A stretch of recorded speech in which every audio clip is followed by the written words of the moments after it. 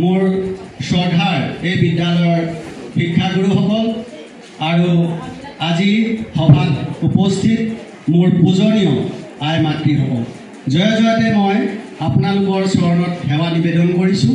কিয়নো আজি মোৰ ভাল লাগিছে যেতিয়া মাতৃসকল, ছাত্ৰ ছাত্ৰীৰ মাতৃসকল এনেদৰে সজাগ হৈ ওলাই আহে। তাৰমানে ছাত্ৰ ছাত্ৰীক লৈ আপোনালোক কিমান সচেতন, কিমান সজাগ, সেই কথাটো আজি সভাই প্ৰমাণিত কৰিছে। তাৰ বাবে আপোনালোকক মই ধন্যবাদ জনাইছোঁ। ইয়াৰ পাছতে মই সপোনজ্যোতি নেওগৰ বিষয়ে যদি ক'বলৈ যাওঁ, আচলতে নিজৰ ছাত্ৰ ছাত্ৰীক, নিজৰ ল'ৰা ছোৱালীক সকলোৱে ভাল পায়। সি আমাৰ ভাগিন, তাৰ মই মোমায়েক, আচলতে তাৰ মই এক প্ৰকাৰৰ দেউতা। এতিয়া কথাটো হ'ল, আমি তাৰ ঘৰত থাকোঁ, আমি ভালটোহে দেখোঁ, তাৰ বেয়াটো দেখিব সমাজে, নহয়নে বাৰু? তাৰ বেয়াটো দেখিব শিক্ষাগুৰুসকলে। যি কি নহওক, আমি আহিছোঁ, মই আহিছোঁ আপোনালোকৰ পৰা আজি আশীৰ্বাদ ল'বলৈ। কিহৰ কাৰণে? আমাৰ কাৰণে তাৰ যি আজি মেট্ৰিকৰ ৰিজাল্ট, সেই ৰিজাল্টটো আমি বিশেষ বুলি নাভাবোঁ। হয়, এটা ল'ৰা বা এজনী ছোৱালীয়ে 10 বছৰ কষ্ট কৰাৰ পাছত মেট্ৰিকৰ ৰিজাল্ট দিয়ে, সেইটোক লৈ আমি খুব আগ্ৰহেৰে লৈ থাকোঁ। কিন্তু আপোনালোকে প্ৰত্যেকেই জানে আজিকালি মেট্ৰিকৰ ৰিজাল্ট বা মেট্ৰিকৰ নম্বৰৰ যিটো গুৰুত্ব লাহে লাহে কমি আহিছে। মেট্ৰিকৰ ৰিজাল্ট আৰু ক্লাছ 6, 7, 8, 9ৰ ৰিজাল্টৰ তাৰমানে প্ৰায় সমকক্ষ। যি কি নহওক, আমি তাক শুভেচ্ছা দিছোঁ।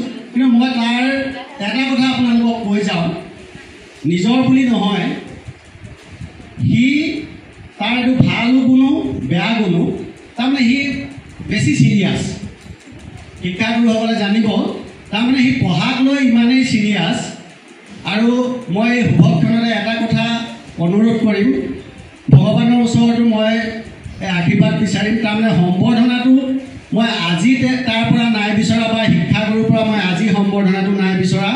মই বিচাৰিছোঁ তাক যদি আমি 5 বছৰৰ পাছত, আজিৰ পৰা যদি তাক 10 বছৰৰ পাছত যদি আমি সম্বৰ্ধনাৰ যোগ্য কৰি ৰাখোঁ, আৰু সেইটোৱে আমাৰ কাৰণে বেছি গুৰুত্বপূৰ্ণ হ'ব। আচলতে তাৰ কথা মই যেতিয়া কওঁ, আমি অলপ আৱেগিক হৈ যাওঁ, তাৰ কাৰণে মই ক্ষমা বিচাৰিছোঁ। আপোনালোকৰ পৰা মই পুনৰবাৰ তাৰ সেৱা আশীৰ্বাদ বিচাৰিছোঁ। তাৰ কথাত মই এটা কথা কৈ যাওঁ, তাক আমি কেতিয়াবা এনেকুৱা হয়, তাৰমানে আমি নপঢ়িবি বুলি তাক কেতিয়াবা ক'ব লাগে। আপোনালোকক মই এটা উদাহৰণ দি দিওঁ। এনেকুৱা দিনত, যোৱা বছৰৰ এনেকুৱা দিনত খুব গৰম, আপোনালোকৰ মনত আছে নাই নাজানো, শিক্ষা বিভাগে কি কৰিছে, ৰাতিপুৱা স্কুল কৰিছে 7টা বজাৰ পৰা। মে' 22 তাৰিখৰ পৰা ৰাতিপুৱা স্কুল। তেতিয়া তাক আমি দেখোঁ স্কুল, সি তাৰমানে যেতিয়া ভাবে যে আজি ক্লাছ নাই, সি স্কুললৈ নাহে। তাৰমানে স্কুললৈ তাৰমানে যদি দেখে যে আজি কিবা প্ৰগ্ৰেম হ'ব বা সময় বেলেগত খৰচ হ'ব, সি ল'ৰাটো স্কুললৈ নাহে। আমি কিন্তু তাক পঠিয়াওঁ যে তই পঢ়া নহ'লেও তই কিবা এটা শিকিবি, যা। কিন্তু সি আহিবলৈ মন নকৰে। আৰু ইমান গৰমত আমি দেখোঁ, যিটো সময়ত স্কুল ছুটি হৈ গৈছে, স্কুলত ল'ৰা ছোৱালী পঢ়ুৱাব পৰা নাই, সি কি কৰে, ওপৰত এখন ফেন, ছাইডত টেবুল ফেন এখন দি পঢ়াত বহি থাকে। তাৰমানে আমি কওঁ ইমান গৰমত, তাৰমানে আমি তাক ক'বলগীয়া একো কথাটো নহয়। সেই কথাটো মই আপোনালোকক মানে আজি অভিভাৱক হিচাপে অৱগত কৰি গৈছোঁ।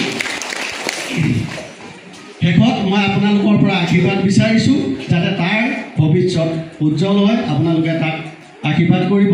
এইখিনিতে মই আপোনালোকক এই বিষয়ৰ লগত ওপৰঞ্চি এটা কথা জনাই থৈ যাওঁ। আমি কওঁ মোবাইল ফোনৰ ব্যৱহাৰটো, যে আজিকালি আমাৰ উপৰোক্ত সকলোৱে কৈ গ'ল, মোবাইল ফোন কিয় ব্যৱহাৰ কৰে, কেনেকৈ ব্যৱহাৰ কৰে, কিমান ব্যৱহাৰ কৰে। আপোনালোক অভিভাৱকসকলে জনাটো এটা কথা অতি গুৰুত্বপূৰ্ণ। তাৰমানে কি হৈ গৈছে, মোবাইল ফোনে ছাত্ৰ ছাত্ৰীৰ কি হয়, আমাৰ ব্ৰেইনত কিছুমান হৰমন নিঃসৰণ কৰে। আমি এখন ভাল কিতাপ বা কিতাপ এখন পঢ়িলে আমাৰ হৰমন নিঃসৰণ হয়। আমি হাঁহিলে আমাৰ হৰমন নিঃসৰণ হয়। মানে কয় নহয় বোলে আজি খুব হাঁহিলোঁ দেই, আমাৰ আয়ুস বাঢ়ি গ'ল। কিছুমানে হহাটো কিছুমানৰ কাৰণে